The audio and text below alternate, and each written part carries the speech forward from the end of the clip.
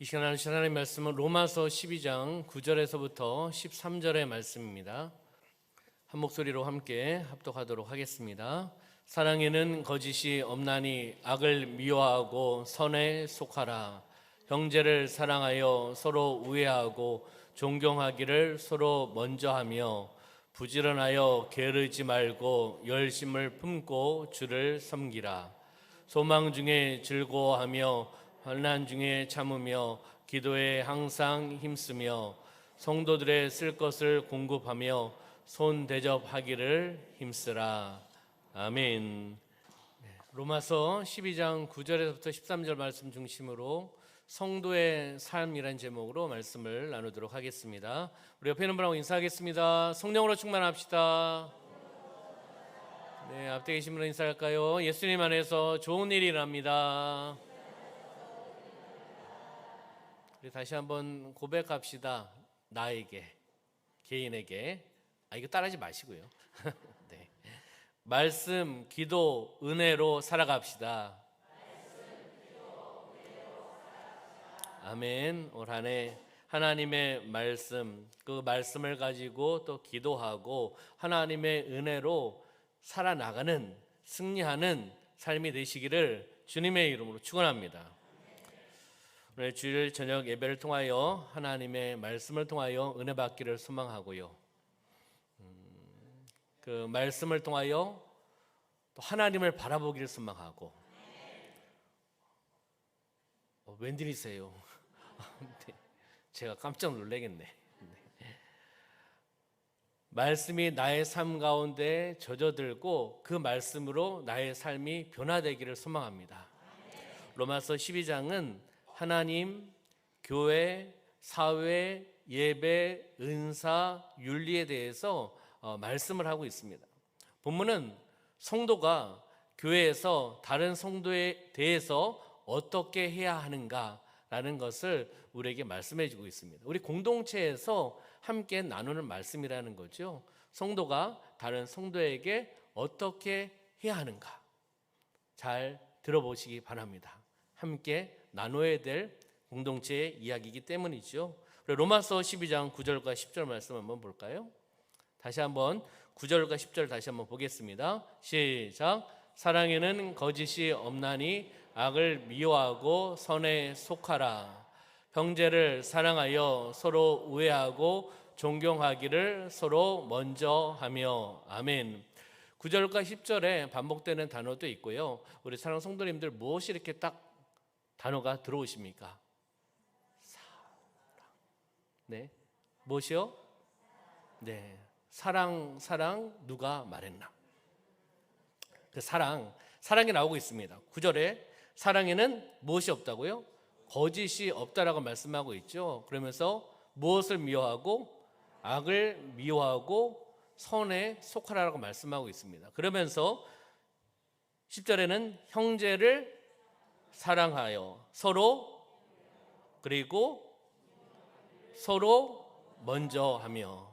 중요한 것은 다 좋은 이야기예요. 근데 서로 먼저 하라는 거죠. 무엇을 먼저 하라는 거죠? 사랑하는 것을 먼저 하라는 겁니다. 사랑을 받는 것도 중요하지만 먼저 사랑을 나누자는 거죠. 계속되는 사실 영적인 흐름인데요. 서로 먼저 나누자, 흘러내려보내자. 우리 공동체 사랑의 공동체가 되기를 소망합니다. 우리 주일 낮 예배 때 우리 장로님들 예수님의 이름으로 사랑하고 축복합니다. 또 이렇게 인사했는데 우리 장로님들 의리가 있으시네요. 감사합니다. 제가 낮 예배 때 앉아달라고 했는데 저녁 예배 때도 그 자리에 앉으셔서 저기 힘이 나고 얼마나 좋은지 모릅니다. 우리 장로님들이 이런 장로님들입니다. 이런 장로님들이 여러분들의 장로님이에요. 뭐 다른 교회 장로님인 것 같이 생각하지 마시고, 그래서 우리가 영적으로 하나 되고 함께 사랑하고 함께 보듬어주고 함께 기도하고 함께 나아가는 그런 공동체가 되길 소망합니다. 첫 번째는요, 바로 사랑입니다. 사랑으로 삶을 살아야 된다는 거예요. 함께 공동체가 사랑을 나누면서 삶을 살아가야 된다는 거죠. 성령의 은사는 사랑으로부터 시작됩니다. 그리고 그 사랑에는 거짓이 없다라고 말씀하고 있죠. 그러나 세상의 사랑도 좋은 사랑이죠. 그러나 세상의 사랑은 거짓이 많을 때가 있습니다. 그러나 아버지의 사랑은 변함이 없는 사랑입니다. 큰 사랑을 우리에게 주셨습니다. 우리 사랑하는 성도님들, 그 사랑을 받으셨습니다. 받으셨습니다. 이미 받으셨고 그 사랑으로 살아가고 있고 그 사랑을 흘러내려 보내고 계십니다. 악을 미워하고 선에 속하는 삶을 살으라고 지금 말씀하고 있는 거죠. 참된 사랑은 악을 용납해서는 안 됩니다. 악과 타협해서도 안 됩니다. 좋은 것이 좋은 것이라고 그냥 지나가서도 안 된다는 겁니다. 참된 사랑, 형제를 사랑하고 서로 우애하고 존경하기를 먼저 하라고 말씀하고 있죠. 우리 다시 한번 인사해 볼까요? 다시 한번 우리 옆에 있는 바라보시면서 예수님의 이름으로 사랑하고 축복합니다. 네, 고개로 인사하셨는데 한번 이렇게 가리키시면서 가리키는 거 맞죠? 이 언어를 잘못 쓰면 집에서 혼납니다. 가리키는 거하고 가르치는 거하고 다른데 왜 이렇게 단어를 잘 써야 되지 않냐고. 제가 그럽니다. 그러면 제가 아나운서냐고 라고 이야기하는데 잘 써야겠죠. 우리 옆에는 바라보시면서 이렇게 가리키시면서 맞죠? 네, 끄떡끄떡합니다. 같이 사는 사람이. 네, 가리키시면서 사랑하고 예수님의 이름으로 사랑하고 축복합니다. 인사할까요? 네, 감사합니다. 예수님의 이름으로 사랑하고 축복하는 공동체, 행복한 공동체. 웃으시니까 너무 좋네. 행복한 공동체. 또 아멘 하시니까 좋고. 네, 너무나 행복한 공동체인 줄 믿습니다. 두 번째는요, 로마서 12장 11절 말씀 보면 함께 읽어볼까요? 시작. 부지런하여 게으르지 말고 열심을 품고 주를 섬기라. 아멘. 부지런하라는 거죠.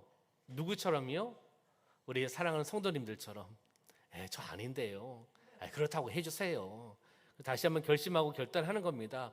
부지런한 한 해가 되셔야 돼요. 그렇잖아요? 근면해야 되죠. 예수를 믿는 공동체는 부지런해야 됩니다. 세상 사람보다 더 부지런해야 됩니다. 세상 사람들 세상에서 살아가고 있는 거잖아요. 근데 우리도 세상에 살아가고 있지만 한 가지를 더 하고 있잖아요. 신앙생활, 믿음생활, 사명 감당하고. 그러면 더 부지런해야 되죠. 게을러서는 안 됩니다. 게을러서는 사명 감당할 수 없죠. 게을러면 예배 못 드리죠. 피곤한데요. 그렇잖아요.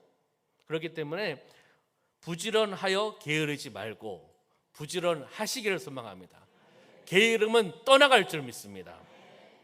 그 다음에 뭐라고 표현하고 있죠? 열심입니다. 열심, 열정. 열심을 품고 누구를요? 주를 섬기라. 열심입니다. 열정, 믿음의 열정. 어디서 보았죠? 여기 있네요. 그렇죠? 여기 있어요. 올바른 방향을 설정하고 믿음의 열정으로 하나님의 결국을 믿는 믿음으로 행하며 나가는 공동체, 사역 이런 부분들이죠. 바로 열정이 있어야 됩니다. 하나님의 사명을 감당할 때는 열정이 있어야 돼요. 뜨뜻미지근하면 안 됩니다. 그렇잖아요? 뜨뜻미지근하면 밀려날 수밖에 없어요. 세상에 밀려나가지, 내 자아 때문에 밀려나가지. 아멘하지 마세요. 이건 우리 성도들은 전혀 관련이 없으니까. 그리고 물질 때문에 밀려나가지, 갈등 때문에 밀려나가지. 그렇잖아요. 그렇기 때문에 우리가 믿음의 열정을 가지고 후퇴하는 것이 아니라 전진하면서 그 믿음의 열정을 나눠주는 삶이 되시기를 주님의 이름으로 축원합니다. 열심을 품고 누구를요? 주를 섬기라고 말씀하고 있습니다. 그 주를 섬기시기를 소망합니다. 그럼 두 번째는요, 열심으로 주를 섬겨야 됩니다. 우리 공동체가 열심으로 주를 섬기는 공동체가 된다는 거죠. 처음에는 사랑의 공동체, 사랑을 나누는 공동체, 사랑이 넘치는 공동체. 그래서 많이 들어보셨죠? 주일 낮 예배 때도 사랑에 대한 부분들이 나왔잖아요. 바로 열심으로 믿음의 열정으로 달려나가는 겁니다. 전진하는 겁니다. 주님이 원하신 그 길을 따라 나가는 거죠. 그렇잖아요. 마라톤은 거리가 모르세요? 오직 주님만 아시고 말씀만 묵상하시고 기도만 하시고 찬양을 하셔서 모르시나 봐요. 4.19km라고 이야기합니다. 저는 안 달려봤는데 그래요. 마라톤을 달릴 때 어디로 달려야 됩니까? 어디로 달려야 되죠? 자기 마음대로 달리면 됩니까? 출발을 딱 했는데 자기 마음대로 가. 그리고 나중에 꼬리 지점도 자기 마음대로 들어와. 그러면 탈락이겠죠. 정해진 코스로 달려야 됩니다. 그 길을 가야 되죠. 그래야지 1등으로 들어와야지 1등이라고 해주지 않겠습니까? 바로 우리의 삶이 바로 그 길, 주님이 예비하신 길, 사명의 길, 그 길이 고난과 역경일 수도 있습니다. 또 감사할 수도 있습니다. 기쁨일 수도 있습니다. 주님이 준비하신 그 길을 우리가 믿음의 열정을 가지고 달려나가는 거죠. 바로 열심으로 주님을 섬기고 주님을 닮아가는 삶이 되셔야 된다는 겁니다. 바로 사도 바울은 주를 섬김에 있어서 이 말씀을 하는 거죠. 열심으로 주를 섬겨라. 열심으로 주를 섬겨라. 제가 뭐죠? 제가 사람입니다. 네, 제가 목사입니다.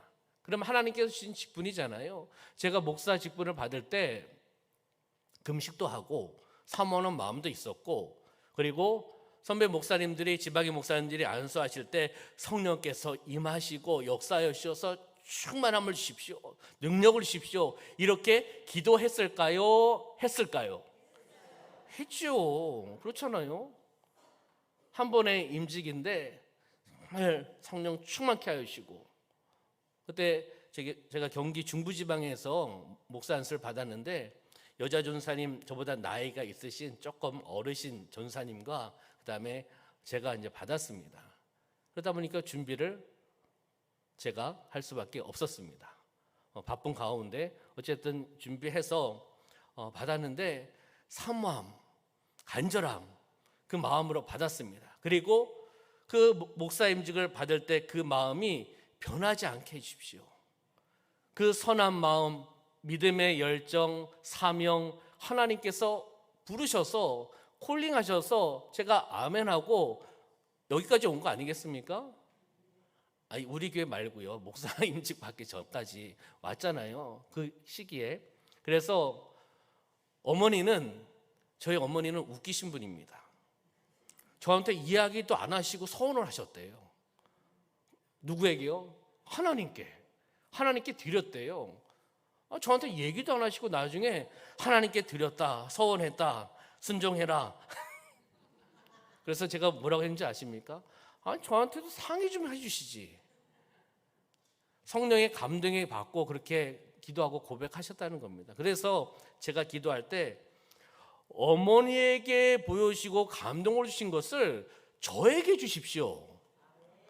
제가 가야 되는데 이 길을, 그렇잖아요. 제가 이 길을 가야 되고 이 사명을 감당해야 되는데 저에게 성령께서 감동을 주시고 역사하여 주십시오, 이렇게 기도를 했습니다. 그래서 하나님께서 저에게 또 마음을 주시고, 저는 앞에 쓰는 거 별로 안 좋아하는 사람입니다. 지금 사역을 하니까 앞에 쓰는 거고요. 성격이 내성적입니다. 그렇게 보이나요? 네. 엄청 내성적이고 뒤에서 서포트하는 거, 도와주는 거, 협력하는 거는 좋아서 제가 이렇게 했습니다. 근데 하나님께서 마음을 주셔서 콜링하시고 아멘하고 가다 보니 하나님께서 성격도 만져주시고, 또 제가 이렇게 대화하는 거 별로 안 좋아했어요, 사실은요, 상대방하고. 그리고 친하지 않는 분하고는 말을 잘 안 섞었습니다. 제가 이런 성향의 사람이었어요. 근데 하나님께서 만져주시더라고요. 왜요? 사명을 감당할 수 있도록 만져주십시오. 사명을 감당해야 되는데 주의 종이 가만히 앉아서 대화도 안 하고 있으면 얼마나 썰렁합니까? 만약 1대1로 만나서 무슨 이야기를 해야 되는데 아무 얘기도 안 해. 성도님이 얘기하면 네, 아멘, 그렇습니다. 가만히 있어. 성도님이 계속 이야기해도 얼마나 불편합니까? 식사를 해도 아무 얘기도 안 하고 식사하시면 얼마나 불편한지 아십니까? 우리 분목사님, 간사님? 저희는 담임 목사가 더 많이 얘기합니다. 분위기를 만들어 가려고. 농담 반 진담 반이에요. 알아들으세요 그냥. 한번 웃자는 얘기고요. 얼마나 힘듭니까? 그러듯이 기도하며 나갈 때 하나님께 부족한 종을 또 만져주셔서 성격적인 부분들도 열리게 하여 주시고, 말을 하게 하여 주시고, 입술을 벌리게 하여 주시고, 기도하게 하여 주시고, 지금도 많이 부족합니다. 연약합니다. 제가 예전에 비해서 저를 봤을 때는 엄청 많이 변했습니다. 그런 걸 보면서 저는 엄청 감사한 거예요. 그때의 성격, 그때의 기질, 그때의 모습이면 사역 못합니다. 사실은요. 뒤에서 도와주고 서포트하고 이런 부분들은 잘 했을 겁니다. 기도하셔야 되는 거예요. 기도하며 나갈 때 하나님께서 변화시켜 주실 줄 믿습니다. 열심을 품고 주를 섬길 수 있다는 거죠. 무엇입니까? 사명을 위한 기도, 하나님의 영광을 위한 기도, 믿음을 가지고 기도하며 나갈 때 하나님께서 역사하신다는 겁니다. 그래서 기도하며 나갈 때 하나님께서 저에게 마음을 주셨고, 또 사실 선교단체에서 간사로서 몇 년을 청년들 섬기고 그 다음에 신학을 하려고 했는데, 또 하나님께서 급하게 감동을 주시고 역사해 주셔서 신대원을 또 이렇게 준비하게 되었습니다. 제가 생각하는 거하고 또 하나님의 인도함이 방향은 같으지만 방법이 다르시더라고요. 그래서 아멘하고 그 길로 바로 들어선 거죠. 우리 삶 가운데 하나님께서, 성령께서 마음에 감동을 주시면 어떻게 해야 되죠? 제가 원하는 아멘을 하셔야 되는 겁니다. 아멘의 신앙이 되셔야 돼요. 하나님 말씀하시면 노멘이 아닙니다. 아멘이어야 돼요. 내가 생각했던 거, 내가 경험했던 거, 내 방법, 그렇잖아요. 다 내려놓고. 아까도 우리 권사의 올레를 하면서 누가복음 말씀을 나눴는데, 예수님의 직업은 목, 베드로의 직업은 어부. 그러면 갈릴리 바다에서는 누가 더 전문가죠? 네, 베드로입니다. 근데 밤에 가서 고기를 잡았는데 하나도 못 잡고 와가지고 그물을 씻고 있었습니다. 그렇잖아요? 그물을 씻고 있었어요. 그러면 정리하는 거잖아요. 예수님 보시고 배를 띄워달라고 합니다. 그러면 여러분들은 어떻게 하시겠습니까? 밤새도록 힘들게 나갔다 들어왔어요. 끝났습니다. 다음에 오세요. 이렇게 이야기할 수도 있지 않습니까? 배를 띄워드렸어요. 그리고 그 배에서 말씀의 가르침을 하셨습니다. 왜 배에서 말씀의 가르침을 하셨을까요? 많은 사람들이 모여 있었습니다. 갈릴리 바다는 이 바람이 부는 방향이 시기에 따라 이렇게 바뀝니다. 그래서 그 시기는 예수님께서 배에 타시고 말씀을 선포하시면 뒤에서 바람이 불어오기 때문에 마이크가 없잖아요. 음향시설이 없잖아요. 많은 사람들이 어떻게 듣겠습니까? 그 말씀을 전할 때 그 바람, 자연의 환경을 통해서 말씀을 전하기 위해서 배를 타신 거예요. 그 기후와 문화를 알면 그것을 이제 이해를 하는 거죠. 그래서 말씀을 전하시고 어떻게 말씀하셨습니까? 어디 가서? 깊은 곳에 가서 그물을 내리라고 말씀하셨습니다. 누가 전문가죠? 베드로가 전문가입니다. 여러분들이 베드로였으면 어떻게 하시겠습니까? 어디 목수가 어부한테, 그렇잖아요. 내가 여기 산전수전 다 겪고 갈릴리 바다의 환경도 알고 어디 가면 고기를 많이 잡을 확률적인 것도 다 알고 있는데, 어디 목수가 와가지고 어부한테 가가지고 그물을 내리라고, 밤새도록 잡지도 못했는데 밤에 가서 잡는 시기에. 근데 말씀을 의지하여서 그물을 내렸을까요? 안 내렸을까요? 그럼 여러분들은 내리겠습니까? 안 내리겠습니까? 네. 무엇에 의지해서요? 말씀에 의지해서 그물을 내린다는 거죠. 무엇입니까? 말씀하셨고 베드로는 순종했고, 그리고 그 결과가 어떻게 됐습니까? 엄청난 열매를 맺은 거 아니겠습니까? 기적의 역사가 나타난 겁니다. 말씀에 순종하고 그것을 행동으로 옮겼을 때 그 결과를 주님께서 채우셨다는 거죠. 우리가 내려놓으셔야 돼요. 내려놓음을 통해서 믿음의 열정을 가지고 나가는 그러한 삶이 되시기를 소망합니다. 환경을 보시면 안 됩니다. 사람을 보셔도 안 되고, 하나님이 어떻게 인도하시는지, 어떻게 역사하시는지, 어떻게 말씀을 주시는지, 무엇입니까? 영적인 분별력입니다. 이게 쉽지가 않습니다. 사실 영적인 분별력이라는 게. 그러면 우리는 기도해야 되겠죠. 그 상황 속에서 아버지의 마음을 알게 하시고 영적인 분별력을 주십시오. 기도해야 되지 않겠습니까? 그러려면 게을러야겠습니까? 안 게을러야겠습니까? 네, 부지런해야 됩니다. 게을르면 안 됩니다. 게을러서는 안 된다고 지금 사도 바울은 이야기하고 있는 겁니다. 주를 섬길 때 게으르면 안 된다. 열심을 품고 섬겨야 된다.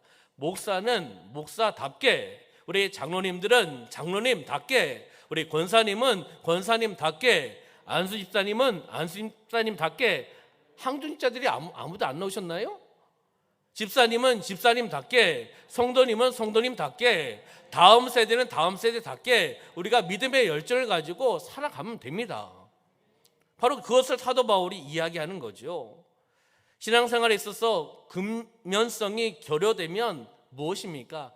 나태하기 마련입니다.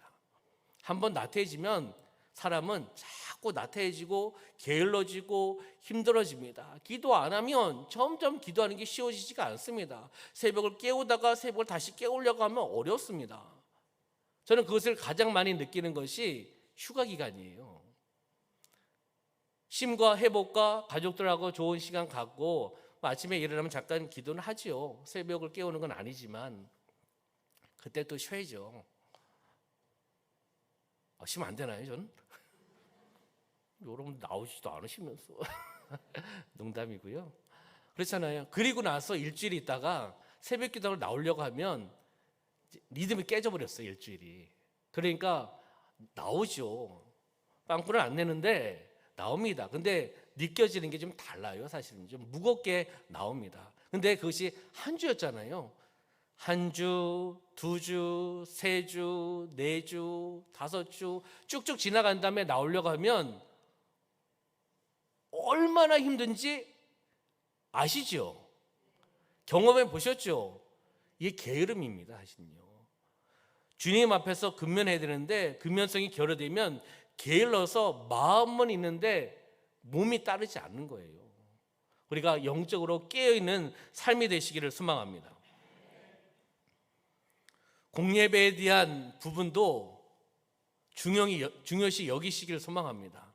주일 저녁 예배까지 나오신 분들은 수요 기도에도 나오시고 금요 기도에도 나오실 줄 믿습니다. 아멘을 안 하시네. 네. 다시 한번 여쭤보겠습니다. 주일 저녁 예배까지 나오신 분들은 사모함을 통해서 수요 금요 기도에 어떤 일이 있으면 못 나오지만 시간이 돼서 몸부림치며 나오실 줄 믿습니다. 네. 빨리 촬영해 놓으세요. 아멘 하신 분들. 그렇잖아요. 한국 교회가 점점 약해지는 것이 주일 낮 예배만 딱 드리고 나머지 예배를 안 드린다는 거예요. 지금은 주일 오후 예배가 대부분입니다. 그렇잖아요. 남원에도 대부분이 주일 오후 예배입니다. 주일 오후 예배는 예배긴 예배지만 예배가 어렵습니다. 왜요? 식사하시고 조는 시간이에요. 그 시간 거의 2시에. 그렇잖아요.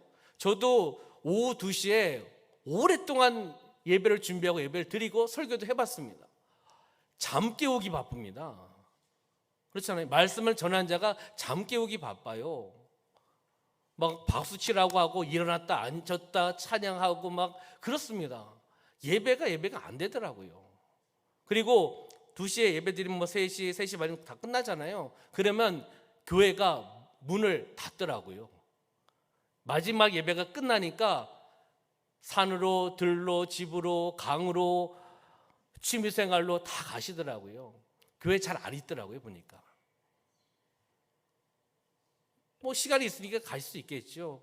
근데 저녁 예배가 있으니까 중간에 회의도 하고 기도도 하고 모임도 하시고 함께 공동체가 나누기도 하고, 이것이 예전부터 한국교회가 함께 이루어졌던 그런 시간들입니다. 그렇잖아요. 주일을 온전히 성수하고 하나님 앞에 드리는 그런 시간 아니겠습니까? 주일 5예배 드리면 편한 것이 담임 목사와 교육자도 편합니다. 왜요? 아까 말씀드렸듯이 예배 끝나고 정리하고 가면 나머지 시간 얼마나 많습니까? 코로나로 인해서 주일 낮 예배만 드릴 때가 있었잖아요. 저도 신촌에서 주일 낮 예배만 드리고 5예배 안 드린 적이 한참이었습니다. 그래서 성도들이 예배가 점점 이게 희미해지더라고요. 그러면서 한참 있다가 주일 5예배를 드릴 수가 없는 상황이어서 저녁 예배로 드렸는데 나오는 것이 힘든 거예요, 사실은요. 너무 오래 있다 회복시키려고 하니까 너무 힘들어 하시는 겁니다. 우리 사랑하는 성도님들, 바로 영적으로 깨어있는 삶 되시길 소망합니다. 신앙생활에서 근면하셔야 됩니다. 몸부림치셔야 됩니다. 공적인 예배, 특히 항중직자들, 우리 장로, 권사, 안사님들 항중직자입니다. 그렇잖아요. 그러면 그 자리를 지켜주셔야죠. 집사님, 성도님도 마찬가지지만 항존직자로서 하나님께서 세우시고 하나님께서 사계의 범위를, 섬김의 범위를 넓혀주셨잖아요. 그러면 나는 은퇴했는데 끝이다, 하나님 앞에 여쭤보시기 바랍니다. 야, 너는 끝이, 은퇴했으니까 그냥 주일 낮 예배만 드려라. 저는 그럴 하나님이 아니라고 저는 생각합니다. 본인이 받으시는 예배인데, 그렇잖아요. 그렇듯이 우리가 공예배에 대한 소중함과 또 한국교회가 다시 회복되어야 될 부분이고, 또 우리 교회도 더 회복되어야 될 부분이라고 이 담임 목사는 외칩니다. 아멘, 아멘. 그러면 잠언 6장 6절의 말씀 볼까요? 잠언 6장 6절 시작. 게으른 자여 계매에게 가서 그가 것을 보고 지혜를 얻으라. 게으른 자여 계매에게 가서 그가 하는 것을 보고 지혜를 얻으라. 게으른 자, 계미는 부지런한, 근면한 것을 상징적으로 이야기하고 있지 않습니까? 우리 사랑하는 성도님들은 근면한 성도인 줄 저는 믿습니다.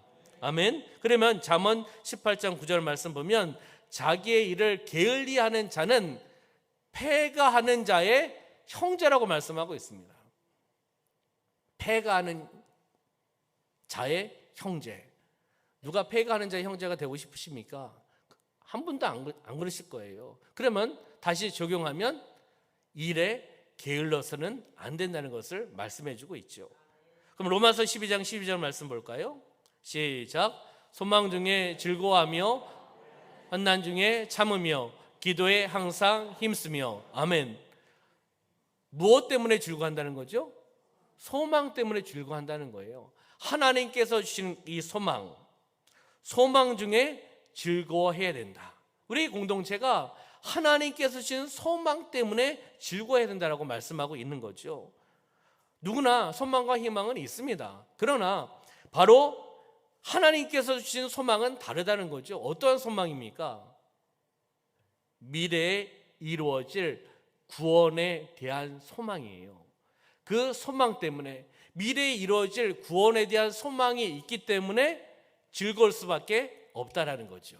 그래서 즐겁기 때문에 환난이 와도 참을 수 있고 기도에 항상 힘쓰며 나갈 수 있다는 겁니다. 하나님께서 나에게 바로 소망을 주셨기 때문이라는 거죠. 할렐루야.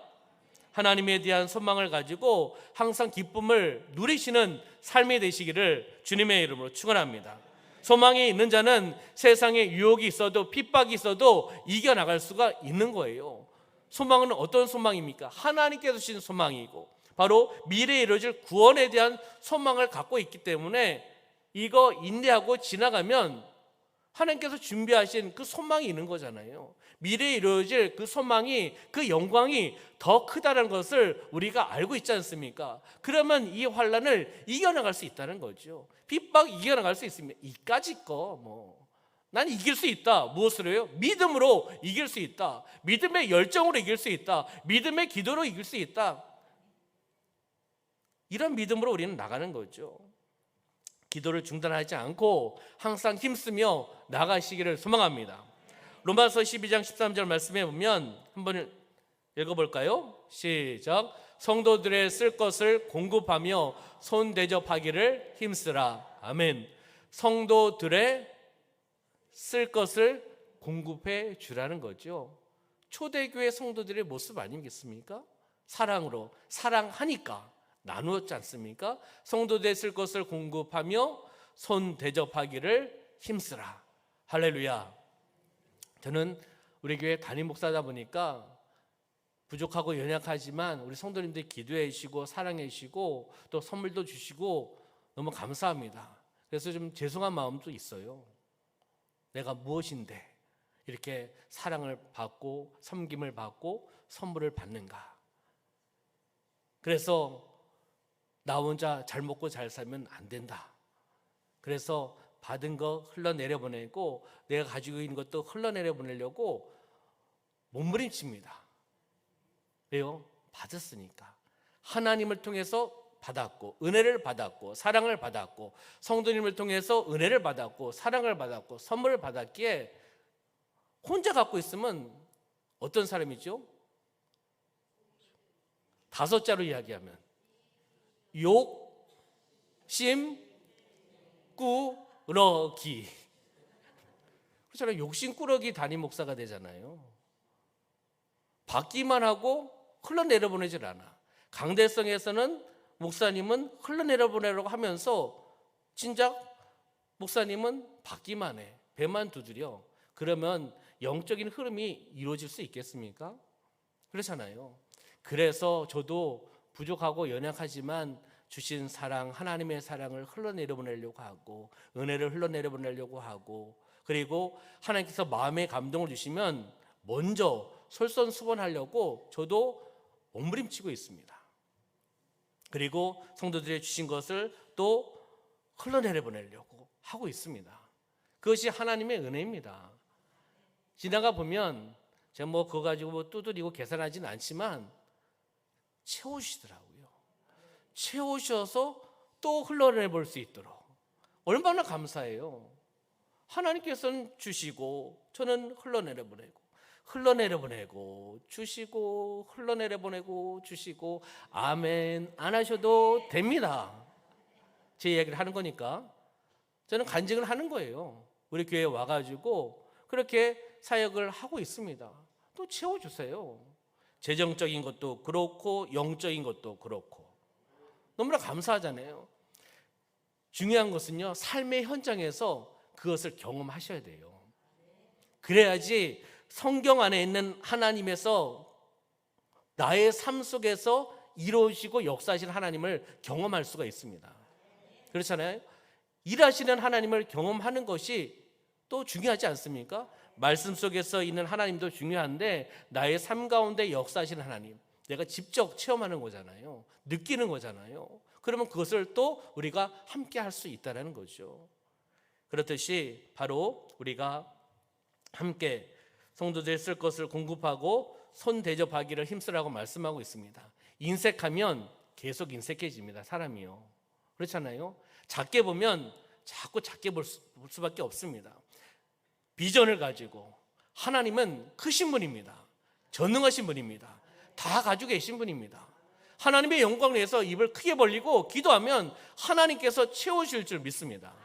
오늘 필리핀 중고등부 단기선교 모임을 처음 했습니다. 많은 것을 제가 깨달았습니다. 많은 것도 깨닫고 많은 기도 제목도 받았고 그렇습니다. 저는 하나님이 성령께서 일하실 줄 믿습니다.